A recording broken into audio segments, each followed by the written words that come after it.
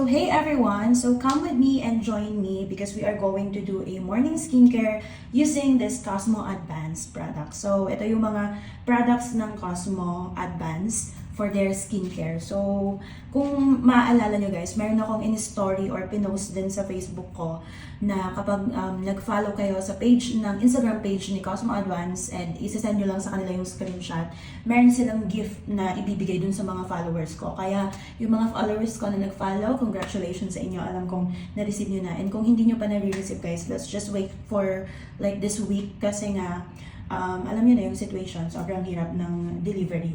So, they sent me this glycolic acid, 7%.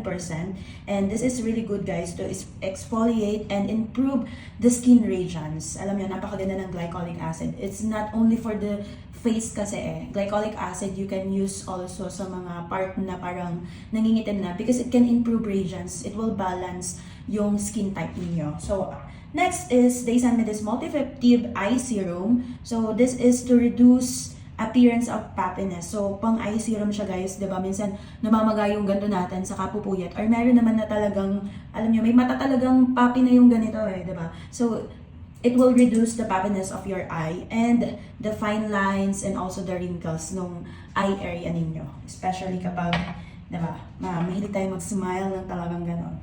So, usually naman, dahil kagigising mo lang in the morning time, you already have, nagpa-pop yung under eye area mo. And next one is, they give me this Cosmo Hyamarine Face Serum. And this is really good, guys. I already used this before. It can immediate and long-lasting hydration. So, talagang nakaka-hydrate siya ng skin, especially sa weather na malamig. And even sa mainit, guys, kailangan din hydrating yung skin natin. Kasi, para mag-glow siya, ganon. So, meron sa comment section nagtanong sa akin na ano daw, kapag malamig daw yung weather, kasi na parang nasa somewhere in snow sila, ganon. So, kailangan gumamit kayo ng mga product na talagang hydrating sa mukha mo. And don't forget to use moisturizer na talagang full of hydration and sunscreen. So, bago muna, ito muna yung mga gagamitin natin. And usually guys, I do glycolic acid. Usually, you need to wash your hands muna. Ayan, then just get some tissue. Actually, minsan, ang ginagawa ko guys is, tawag dito, nilalagay ko siya sa cotton. Pero, mas maganda na dinadirect mo siya sa skin. So, ganyan ko lang siya. Ayan. Then, ginaganyan ko siya. Usually naman, I just put it in my hand, and then, ginaganyan ko. Kasi pag sa bulak, parang feeling ko nasasayang siya. Ayan. Ginaganyan ko siya. Pero nakadepende sa inyo yan guys ha. Kung gusto nyo na bulak yung ginagamit, okay naman din siya. So yun, pinapop ko lang dyan sa face ko. Dump with my face. And I let it dry. Hindi ko siya pinupunasan ng tissue and everything. So I just let it dry. And then saka ako gagamit ng serum. So ayan, kapag tuyo na yung face ninyo, after nyo gamitin tong glycolic acid, you can use the multi-effective eye serum. So, iganon nyo lang siya sa under eye area ninyo. Ayan. Tapos, ganun na. Just be gentle, guys. Just be gentle doing this.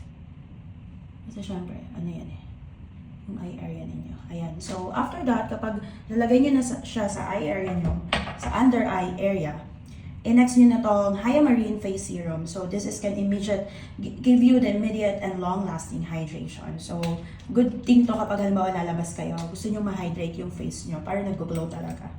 So, ayan. Lagay nyo na siya. Ayan.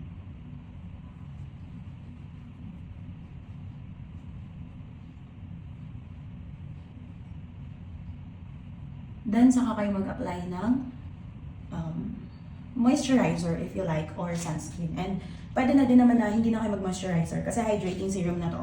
So direct na kayo sa sunscreen. Pag lalabas kayo ng bahay guys or hindi, huwag niyong kakalimutang gumamit ng sunscreen. It is really need to protect your skin from the sun and UV rays, ganun. So ayan, kita niyo yung glowing effect na binibigay ng face serum guys. And then let's just hayaan lang natin na matuyo siya. And then yeah, that's it. So, nakapag skincare routine na tayo using this Cosmo Advanced. So, yeah. thank you so much for watching this vlog, and if you want to ask any question about Cosmo Advanced product, you can comment down below. So yeah, bye!